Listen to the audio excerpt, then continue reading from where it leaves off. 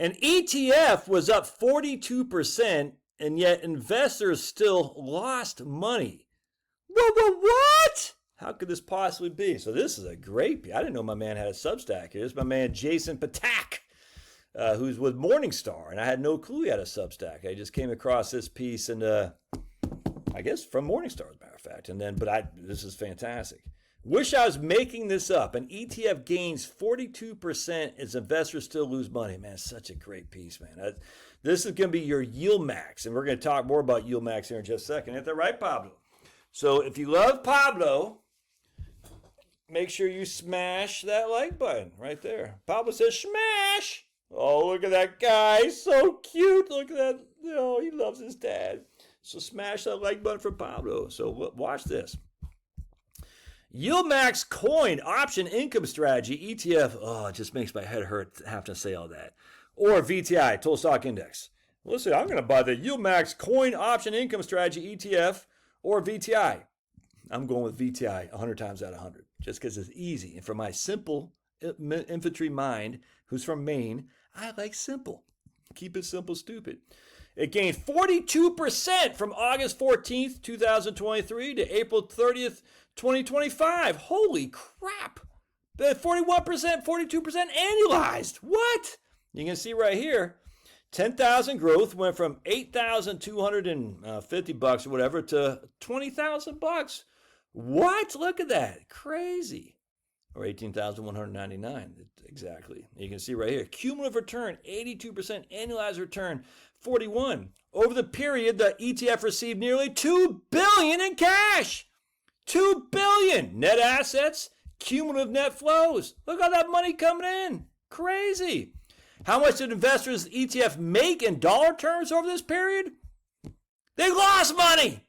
$35.5 million in total. That might sound improbable, says Jeffrey Patak. But you don't have to take my word for it. It's what YieldMax reported in its disclosure statements for fiscal years ended 2023, 2024, 2025. Right here. You can find screenshots of the relevant sections below.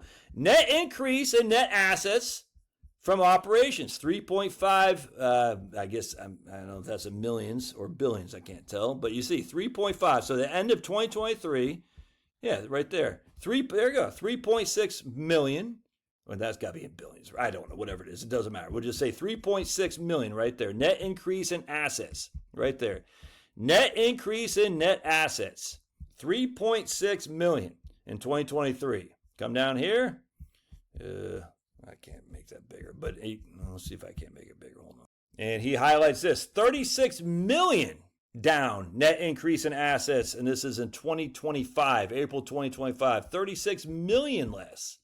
What the heckity heck? That doesn't make any sense. Josh, you crazy. Hold on a second. And this is great. How do investors lose 35 million in an ETF that's gained nearly 42% per year? And again, we got 35 million is what the net increase or decrease in assets was in 2025. And then he says, exquisitely. The ETF surged to an 81% gain from October to December 2023. That drew investors who pumped in 190 million into it from December 2023 to January 2024. But that demand spike more or less coincided with a 20% loss in January 2024. That drawdown spurred 23 million in outflows in February and March 2024, during which the ETF still gained 65%. And investors responded by pouring another 700 million into it over the ensuing 6 months ending September 2024. But that once again came as the performance was moderating. It slid to a 26% loss from April to September 2024. That's crazy. Similarly, from November 2024 to March 2025, investors shoveled another 730 million into it, as the ETF rose nearly 48% from November 2024 through January 2025. But once again, that's a prelude to deteriorating performance. It lost 14, 21, and 18% in December, February, and March, respectively. We don't have reported information from YieldMax for the period since April 30th, 2025. As such, there's no way to definitively know whether shareholders have gotten back in the black again. What we do know is that ETF notched an additional 22% through August 2025 and gotten even more inflows. But big pictures, you're talking about an ETF that has seen around $2.5 billion in net inflows through 2025, which had gained 48% per year of that span, and yet despite that, finished with just $1.4 billion in assets. How is that possible? Well, when you take investors' errant timing together with the manager's MO of making huge distributions, it sapped the asset base's compounding power. I've got a longer article in the works that will go into this, but the ETF's earnings haven't been sufficient to fund the distributions. That's what I've been saying about selling options for income. You can't, you can do whatever you want.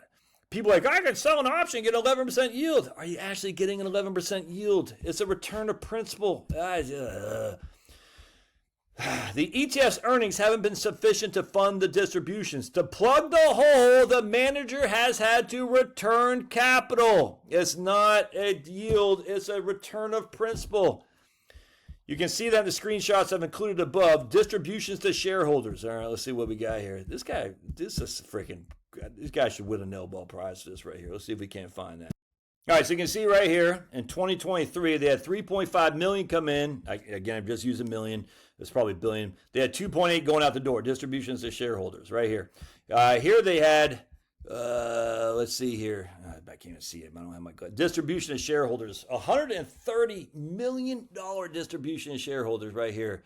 Total distribution to shareholders. Return of capital right there. $274 million was return of capital. So you're paying them to get your money back. Let's see. Capital transactions, distribution to shareholders, $500 million. From return of capital is $485 million. Dude, it's crazy, man. Oh, jeez. Return of capital. To plug the hole, the manager is return of capital. It says return of capital right there. Return of capital. So distribution for earnings, 2024, they made some money. Here's return of capital, return of capital. This is likely a pernicious effect. Investors pile in at the wrong time, just as those shares or returns are starting to roll over. The depressed investments could recoup those losses and make gains, but because the ETF pushes out so much capital in order to uphold the pretense of making huge distributions, it stops the compounding. That kneecaps, I gotta take my dog out, hold on, come on. That kneecaps the ETF's ability to compound the earnings it needs to fund the payouts. Leaving investors with losses in dollar terms, even as the ETF makes huge gains. Wish I was making this up, says my man, what's the guy's name again? Jeffrey Patak.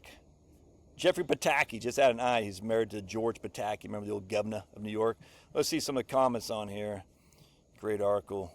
No comments. Oh, yeah, there's comments right there. I think I even commented because your old buddy Josh. Here's Nick Banner. Amazing. I'm pretty sure there's a term for a fund that uses new investment inflows to pay out obligations to existing investors. And Jeffrey says, thank Nick. I think these are poor products, but don't think they're Ponzi. They're reporting their losses and returning. They're reporting their losses and returning capital.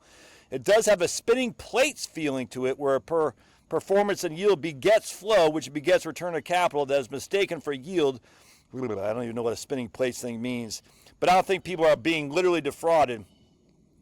And then Nick Banner says, that's fair, it's just a terrible product, not fraud. That way the yield is reported is pretty creative, but as you say, if you read the docs, it's disclosed. And I said, but doesn't it have to end at some point where the outflows outpaces the in? No different than Social Security? And my man Jeffrey responded back to me, that can certainly happen, but I don't know if that has a bearing on performance necessarily. In a way, it could somewhat alleviate pressure, return capital, I guess performance. Anyway, so that's, folks, just stay away from this stuff, man. It's crazy to me. And all these people on here are like, oh, yield max, yield max.